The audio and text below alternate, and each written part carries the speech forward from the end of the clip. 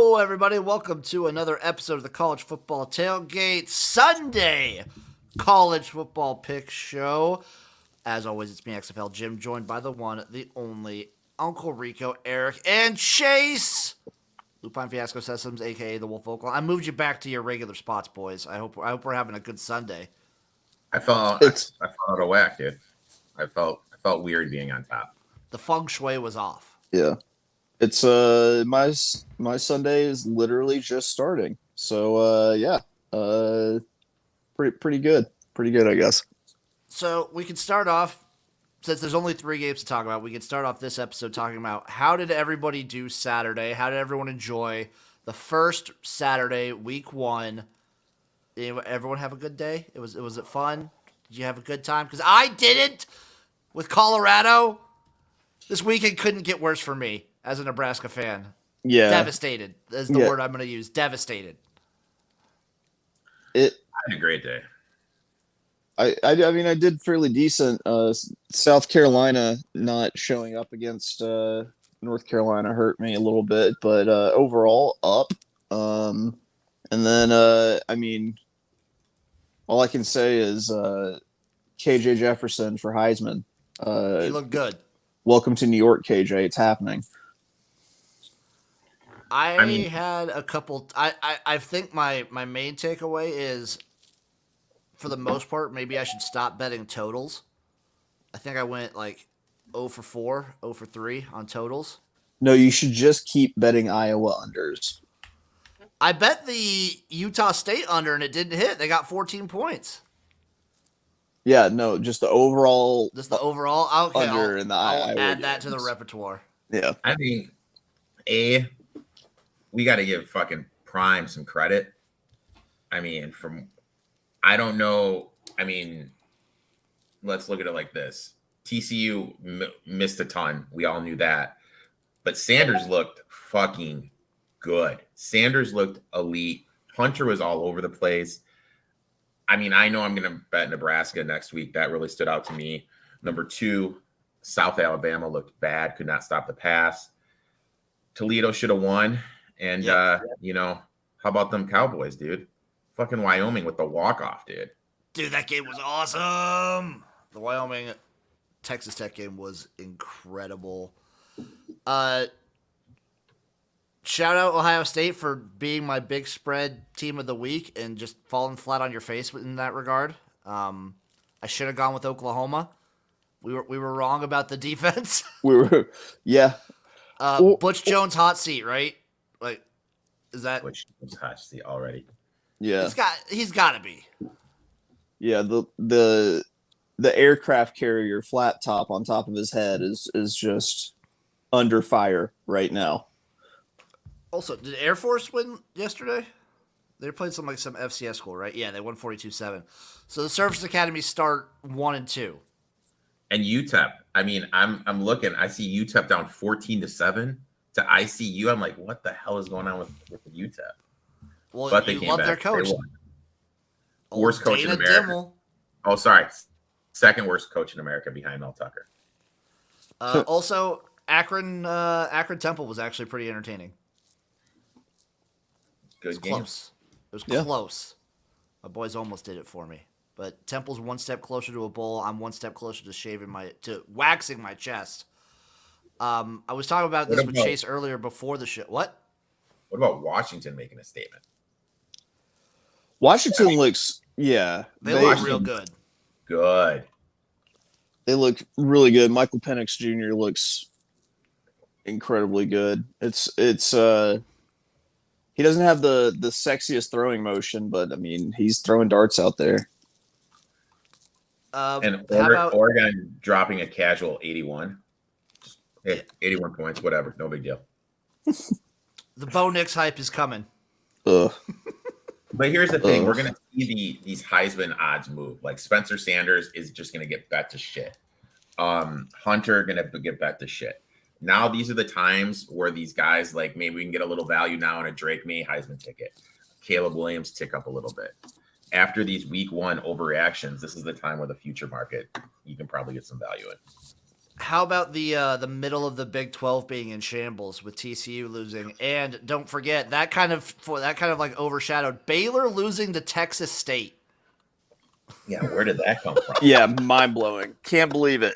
What the fuck, Baylor? What Where did happened? that come from? What about Iowa Oklahoma State? State. Iowa State, that number, when we started the show yesterday, that number was at 13 and a half. When we got to the game, it had moved to 6.5. And we got to that like the 40 minute mark, 38 minute mark. So like in 30 minutes, that line moved 6 points.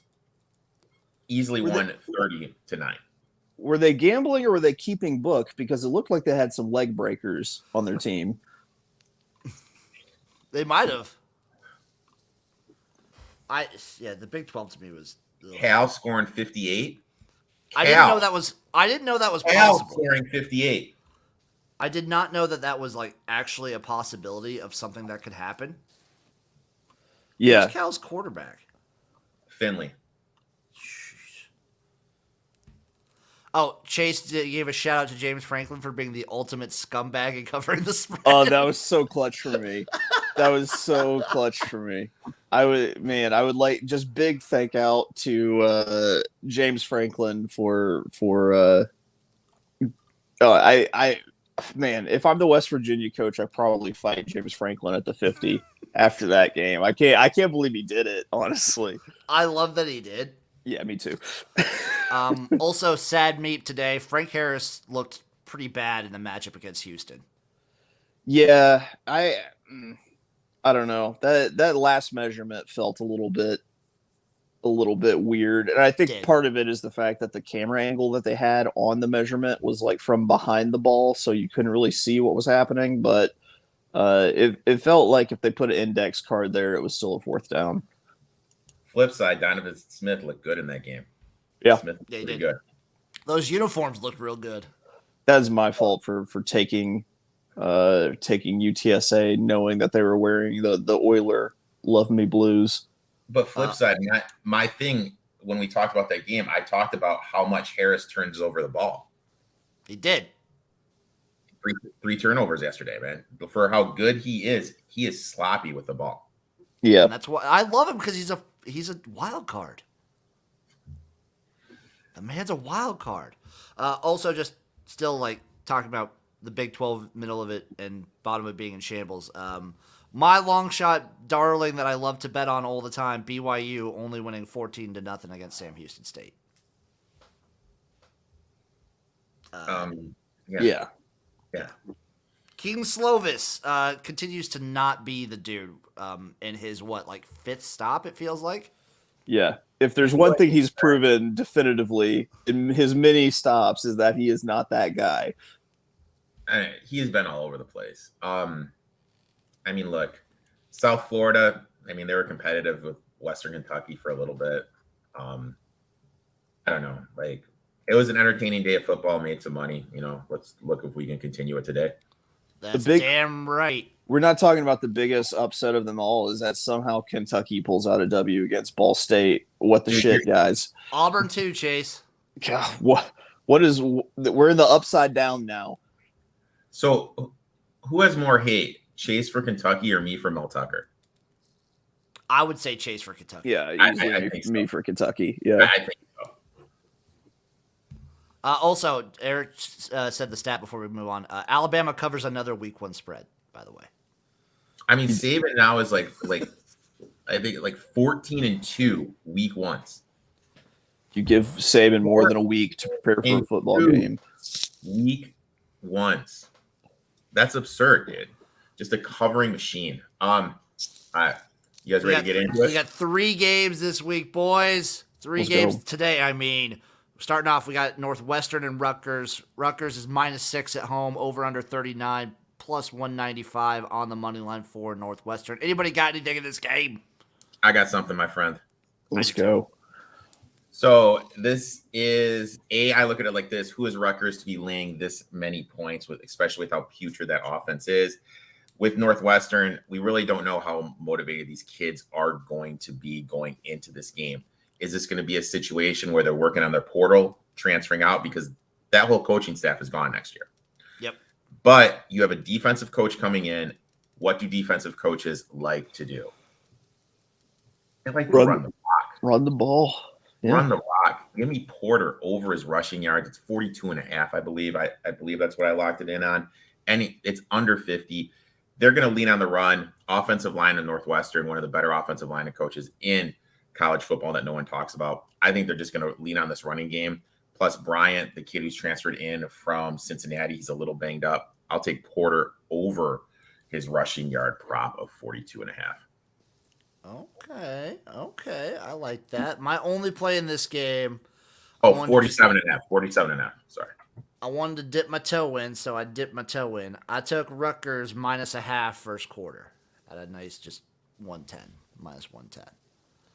I think I'm just going to let the unders taker do what he likes to do, which is tombstone the fun out of football games.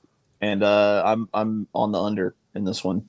We got to get that meme of this understater going, dude. Chase, I don't remember. I don't know if I still have the image. I know you have it. Yeah, I'll get it out there. Because he tweeted yesterday. It's a good image.